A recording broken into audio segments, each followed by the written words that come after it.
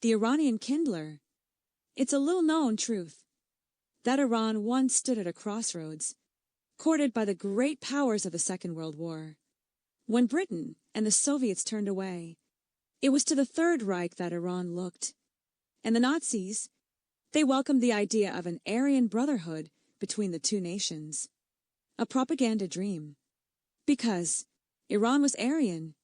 The name itself, Iran, means land of the Aryans. Its people, Indo-European by blood. Their language, Indo-European by root.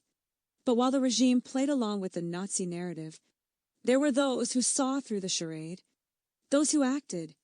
One man stood tallest, Abdul Hossein Sardari, diplomat, aristocrat, a man of Persian nobility, but more than that, a man of human decency. In 1941, stationed as the Iranian consul in Nazi-occupied Paris, Sardari watched as the persecution of Jews intensified. Among them were Iranian Jews, families, children, fellow countrymen. To Sardari, faith meant little. Nationality meant everything. He saw them not as Jews, but as Iranians in exile. And he acted. In the depths of the consulate, he found a cache, 1,500 blank Iranian passports. He gave them away. No price, no hesitation. With those documents, he argued that these Jews, Iranian by nationality, deserve protection under international law. But that was only the beginning. Sardari played the Nazis' own game. He told them, these Jews are not racially Jews.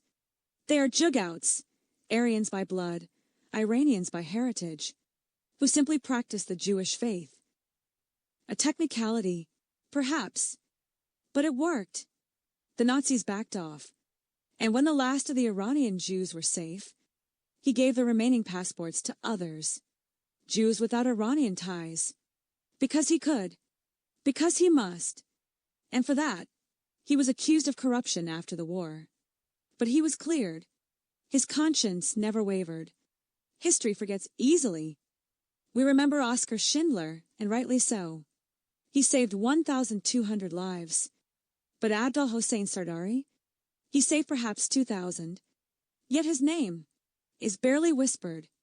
In a world where Muslims and Jews are so often cast as eternal enemies, Sardari stands as proof that when humanity speaks louder than hate, even the darkest machine of death can be defied. Let us remember the Iranian Kindler, not as a footnote, but as a flame,